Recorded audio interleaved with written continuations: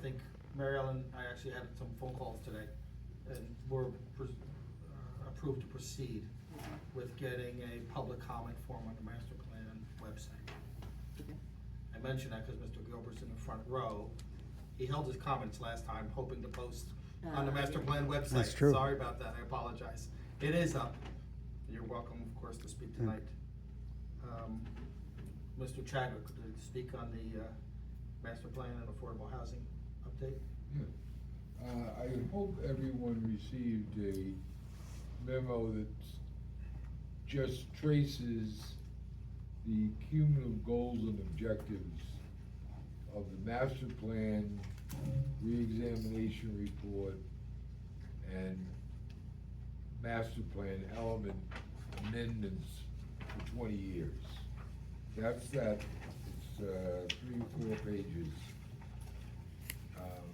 I think the goals and objectives as they have been built upon or adjusted are very appropriate and comprehensive to the township as it is. I would like each board member, if you haven't had the opportunity, to go through it and look at it, and in a following meeting, hopefully we'll have some suggestions to update, modify. The only one I've done is the survey. If there was one thing in that survey that the community was behind, was to increase the township's efforts in terms of acquiring open space and would pay for it.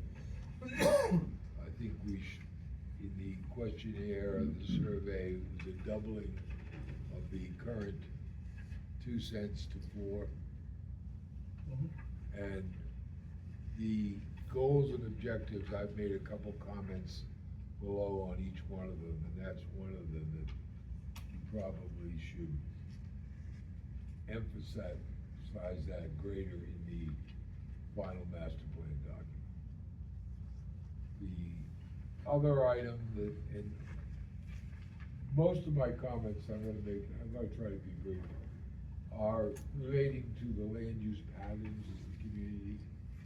The land use patterns are basically set. I mean, the affordable housing obligation has had the biggest impact on the township over the past 15, 20 years. The Greenwood Meadows, for those who have any history, Greenwood Meadows was a proposal for 4,800 townhomes. That's where it started.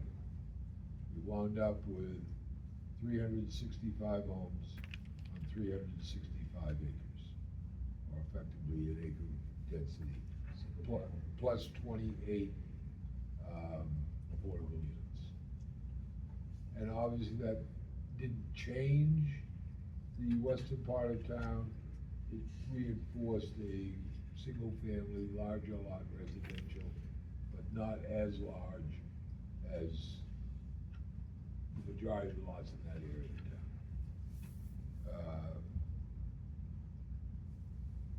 In other locations, we've had, obviously, the Pulte and Chase developments. At exit 36 is a major change to the picture of the township as you enter the township, as you exit the township. But in terms of the township at large, I don't think it has altered anything in terms of the central portion. We'll have to deal with that again in what I consider totally unrealistic time frames. By June 30, the township committee needs to adopt a resolution endorsing a housing plan element which includes the affordable housing component that this board has to adopt. And if you look at the calendar, we have a meeting on June 23rd, And the township committee has a meeting that following Thursday, was the 26th, whatever it is, where they could take their action. So, Mr. Chadwick, one comment. So I understand these timelines are coming quick. Yep. And they're unreasonable, and there's endless amounts of work. And some of the laws aren't even adopted yet, they're going to rule what we're voting on. I was thinking as a planning board, rather than just have this plan show up in front of us on the 23rd, this is a major feat for Warren Township to adopt an affordable housing plan. I was thinking of taking a small subcommittee of the planning board to have better communications and to assist in the affordable housing process. That way, at the 11th hour, we're not just handing a document that we have no say or input on. Good idea. Good. Do you want to follow up with that? I'll follow up with that when you're done. Okay. The affordable housing process, is,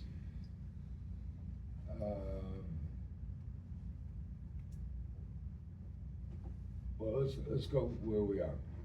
The township submitted a, alternative to a obligation that was prepared by Department of Community Affairs, and that obligation was 262 units. The legislation said that the DCA number was not absolute, that you were invited to examine and offer alternatives, which the township did.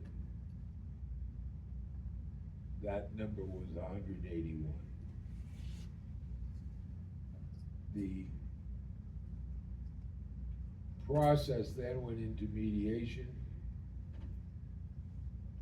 A gentleman named Tom Miller, who was our mediator, he was also the judge in round 3, which dealt with the Pulte Chase developments. And he did not recommend to the judge who will be handling the final determination. He recommended the township deal with DCA's number, which was the 262 number. The town in turn has filed a motion to have that what's the term, Steve, re-examined? No, that would be to the judge. I can't speak specifically, but I would imagine there's no motion for reconsideration of a program judge's recommendation. I don't know if Judge Menon was the Mount Laurel judge who would enter the order for the vicinage for our township, has yet entered an order on that recommendation or not. But it's fair to assume he will if he hasn't already. Yeah, he hasn't. Yeah, I don't know that there's, I don't know what the township will do thereafter. Yeah, Just for the record, Mr. Warner is not the attorney in charge of the affordable housing work that we're going through. He's just planning board, but he's into the process. It's the I serve elsewhere in that capacity. Right, it's the process that they put into the statute that is, in terms of timeframes, extremely short. Not use the word unrealistic, but extremely short. I think the bottom line, if I may, John, is at least for the time being, like everything in life, the number is what it is. Right. At least for the time being. And so the next step is to adopt the housing element fair share plan by this board and for the governing body to endorse it by resolution prior to June 30. Those are statutory deadlines. While it's possible to make a motion to extend those deadlines, they're in the statute. And like everything else, as I just said, June 30 is June 30 for now. And it's fair to assume it's not going to change, literally or by way of an extension granted. So we have to operate with the assumption that it's a 2-month period to complete the efforts that have been ongoing. Should we talk now about the motion for extension, or should we talk But tomorrow. it's up to. Is that a realistic, ask? Not for me to opine, because I'm not Affordable Housing Council or Okay. Township Attorney, but, as I It's said, out there. at least for the time being, until it's extended, it's June 30, and it is in a statute, it's, Have other towns been granted extensions? no. The motions have been made, motions are being made, there is a standard in the statute for an extension. One can reasonably interpret that standard to be fairly significantly high. But, Okay, thank you for the advice. sure. I'm sorry, go ahead. To get back to the process, in addition to the statute, you keep having, administrative changes to what the affordable housing document must contain. For instance, the township sponsored the, what is it now called, Warren Woods? It's a affordable housing, apartment project across from the, Elementary school. school. Yeah, Woodland. Woodland School. And that project was described in a housing element that was certified by Judge Miller, in the third round, which was an identification of the sites, the units, the township's participation, and a selected redeveloper. That site was deemed in need of redevelopment for the financing purposes. And that was about it. Now, there's a 4-page outline of things that have to be submitted in support of a municipal, project. And it's becoming a document that should be no more than 20 pages long. Looks like it's gonna be an encyclopedia. That's John Chadwick's problem with putting that together. Understood. So we know the timeline, we know. our We know, schedules. we know that this document has to be existing by 10 days before June 23. For So advertisement. So it the has public to can review. be physically in the town hall. Mhm. Can you adjust it, add to it at the meeting of the 23rd? Yes. Okay, I know the township's working aggressively on that, and are you complete? Yes. Great, then. Mr. Chairman, may I Yes. suggest that we move quickly on that? I mean, I'm looking at that, and we do need to give ourselves a little bit of time to have actually a discussion. So we need to get these facts together. You talked about a committee. Can we say? We're gonna appoint a committee tonight. Yeah, can we say that that committee will report back at the next meeting so that to move these things forward? We're down to a matter of weeks. Yes. So that does need to happen. Yeah. So we don't need a large committee because we're already joining a large team working on affordable housing. If we have 3 members, that's enough, because we're then talking to 7 members of the affordable housing ad hoc committee. So. I'd be interested. You'd be interested, I would be interested. Of course, do we have another member interested in being part of the, what are we calling this, ad hoc? Yeah. A sub- It would be ad hoc? an ad hoc Yeah. subcommittee, because it's not an ongoing standing committee, this Okay, is a. so ad hoc one subcommittee, item. we need 1 additional member. Would somebody like to volunteer? No one else does, no volunteer. I'll take Already Sal. on the first one, so I can't. Yeah, I don't think it should be a No, you council can't person. be. So, okay. All right, Sal Sal, would you're like out. to be our 3rd committee member. My Excuse me, suggestion. John, I have a question, answer it quickly. You started with the survey, right? Talk about the survey had certain things Yes. in direction. I think the survey was the emphasis on the survey was where this housing would go. And I think in the survey, it really was like, not in town. Well, What impact does that have on you as far as the whole? that has an impact on the board in terms of their deliberation, on, we're gonna have to pick sites and where they're gonna be. Right. My interpretation of the survey was that, yes, they wanted, the general populace wanted it along 78. Well, away from Someplace. town, yeah. But in terms of town center, I don't think there was a absolute no to having any affordable housing, components within the town center. I don't think there was a great yes either, That's right. but I don't think there was an absolute no either. Sal, there are And so many that, I think variables. that's gonna Right, get okay. to the board decision, township committee decision as to, infill projects, what the town center will look like 20, 30 years from now. I mean, for those who've been in town for a long period of time, the center of town today is a hell of a lot different than it was 20 years ago by a huge stretch. And 40 years ago, there was no Mountain Boulevard extension. The Eggo mat was still here. It's coming back. And it will be back again. Yes. Yes, sooner than you might think.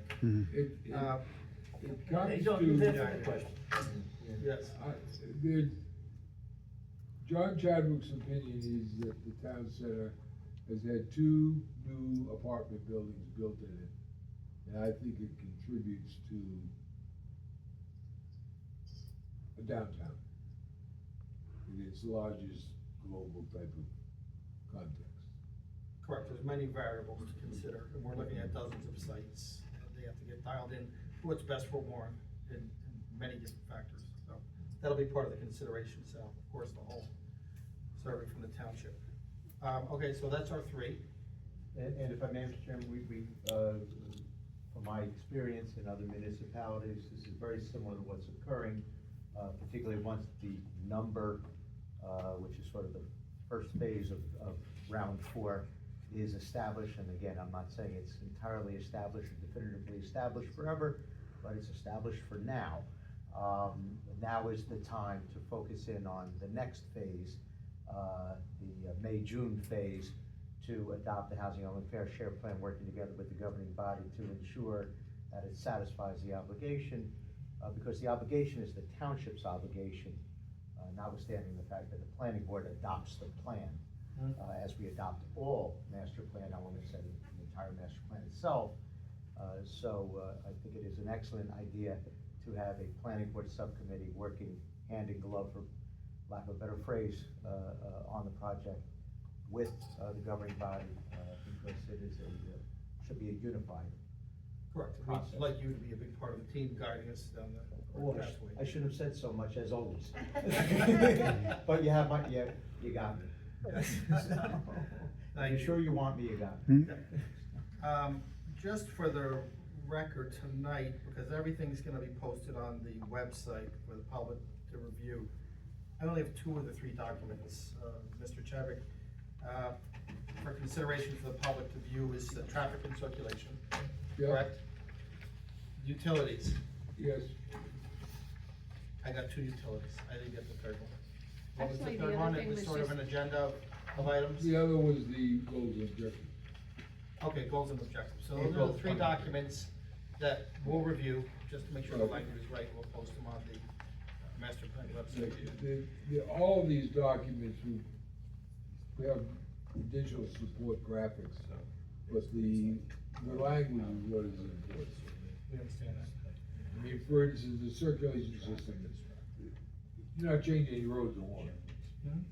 Your biggest planning issue is to continue to support your position that the county road standard is not appropriate in Warren. The county road standard is a 50-foot wide pavement with a 66-foot wide right. And if you took all the county roads and built that kind of a roadway, you would dramatically change the community. And everybody who lives along those roadways. would No, be- Well, they it is make it more of a rural lane, and we like the atmosphere. Yeah, I mean, Sort of because survey input. the congestion is not the wide pavement. The congestion is in intersection. Agreed. That's where you have to deal with keeping traffic flow. Any other comments from the board? No, it was just From the something that public? there was a subcommittee that formed, Sal and I, and we went through each of the roads, and really, our local roads are not necessarily the issue. The county roads are the issue. Mount Bethel, Mountain View. The north to south corridor. North to south, and there really isn't a whole lot of answers other than putting more traffic, from Mount Bethel up towards the meeting house is probably not preferred. That's really where, like, there's no way around that particular area. Does That's what follow. we discussed. That's what we discussed, right, Sal? That was a wrap up of that? Yeah, the only potential solution out there is to use some of the land.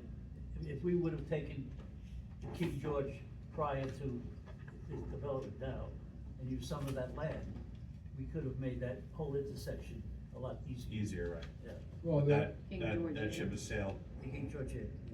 that right turn helped a lot, I think. It does. It does. It's just, there's not a whole lot more help that can be helped. It's No. literally X number of cars, and it only can handle Well, less than X. The long ago solution was to take King George through with the the joint. A jointure. Whereas- Yeah, that whereas- was an alignment that was studied by the county and here, and of course, by the time anybody moved on it, Morris Jointure bought it and built the school. I think part of the, what we discussed also was the timing of lights on Mount Bethel, as a county issue, that they have not been responsive, and I think it should be noted on the master plan. That's in your report Okay. that you just Yeah. got. I think that pretty much, and we also, just FYI, we did talk about future, like what does the traffic in the future look like with taxis and I think there was we had some discussion about a township bus Yeah, for transportation circulation. within the town. Yeah, so there was some discussion that I think it'd be interesting to discuss at some point. in terms of You have the details. senior bus service operated by the county, but there's no design. So the senior bus won't go to ShopRite, Yep. which is like as dumb as the day is long. Yeah. So, this is where we probably need something a little bit more, helpful to Warren. Soon it'll be a self-driving bus. Yes, That'll be easy. yes, it will be, right, Yeah. yeah. At that time, yeah. Coming to the documents, the historic, preservation document, I think is fully complete. We're going to add, as soon as we can find them, pictures within the document. The pictures were in upstairs, I think, here for a while. Nobody can seem to find them. I did reach out to the Warren Township Historic Sites Committee to offer 6 photos. I think that's what you were looking for. Well, yeah, it was more than 6 I was thinking of, but you know what I'm talking about. I don't know who took them. I think some of them were taken by Dave Peterson. Well, you're not gonna get anything from him anymore. No, Okay, but Mark Crane says that they're in the building someplace. we will look. Any other comments, board, professionals? Yeah, I have one comment. Okay, so. Very interesting video on TV with Nancy Munzo, our representative, talking to the commissioner, looking for ways to reduce the affordable housing mandate. Not being a lawyer, I didn't understand some of what they're talking about, but. That's because we design things that way. Yes. Exactly. No, but it. Did I tell the secret? It may be worthwhile, Not a secret. maybe worthwhile to find that video, right, that podcast. And she had all sorts of questions for the commission. And some of them were like just, I didn't understand it, but she was pushing very well. And maybe communicating with her might help us along the way. To the point where, I don't know if, this group is actually getting a lot of outside information, or, we're doing it on our own. But she was fighting, and fighting for everybody. Well, the statute is what it is, again, I keep coming back to a theme, but, the legislature's not, hasn't changed it yet, might not change it tomorrow morning. And, of course, there is federal court litigation pending, now, and so certainly, people, all stakeholders are addressing affordable housing in New Jersey legislatively as best they can, judicially, litigation as best they can. And in the meantime, of course, we're adhering to our obligations. We continue to have immunity from builders' remedy suits. The fourth round doesn't even start until July 1, even though everybody feels like it started already, right? So I'm sure we're going to satisfy our obligations before June 30 as a planning board and as a township committee, so as to continue to maintain our immunity from builders' remedy suits and meet our affordable housing obligations. But yes, everybody's trying to do what they can do. That is the goal. Thank you, Mr. Warner. Hearing that, it's now time for the public. If the public would like to come up, comment on the master plan for affordable housing process, please do so.